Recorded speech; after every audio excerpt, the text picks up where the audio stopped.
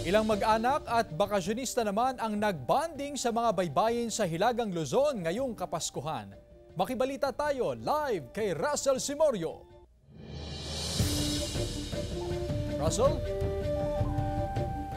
Chris, ngayong araw ng Pasko ay ginugol ng marami ang pagbisita sa mga tourist attraction kasama ang kanilang pamilya. At syempre, hindi nila pinalagpas na maligo at mag-swimming sa mga baybayin dito sa Hilaga at gitnang Luzon para ma-enjoy kahit papaano ang holiday break. Kahit mataas ang alon sa dagat, tuloy pa rin ang kasiyahan ng ilang mag-anak sa Calaya Beach sa Lawag City, Ilocos Norte ngayong Pasko. Mahangin kahit umuulan, basta lalabas kami sa bahay pag 25 na. Ang ilang pamilya maghapon na sa dagat upang masulit daw ang ipinambayad sa cottage na bahagyang nagtaas ngayong holiday season. Every holiday po talaga medyo mga daming mga tao po. Tapos umaasa po kami na sana dumami pa po yung mga customer. Pinaalalahanan ng mga beachgoer na huwag magkalat ng basura sa dalampasigan. Sa Tondaligan Beach sa Dagupan City, pinili ng ilang mag-anak at grupo ng magkakaibigan na ipagdiwang ang Pasko. Punuan ang mga shed sa dami ng bakasyonista. Ang ilan, naglatag na lang ng tent sa dalampasigan habang ine-enjoy ang mga baon na pagkain. Minsan lang makapagbakasyon sa probinsya ang mag-anak na ito na mula Maynila. Siyempre, every year tradition naman yung pag-uwi namin ng province pag New Year and Pasko. So, yan. Continuing tradition lang.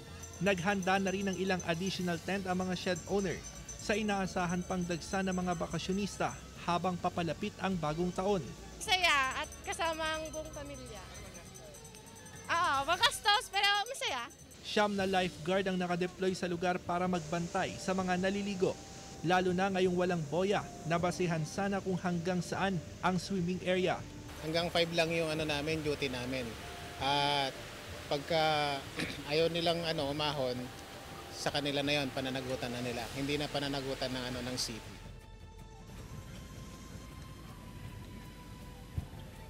Chris, dito tayo sa Maylingayen Beach at sa mga oras na ito ay patuloy na nadadagdagan ang bilang ng mga beachgoer dahil walang humpay pa rin ang pagbisita dito ng mga turista, maging ng mga magkakapamilya at magkakabarkada.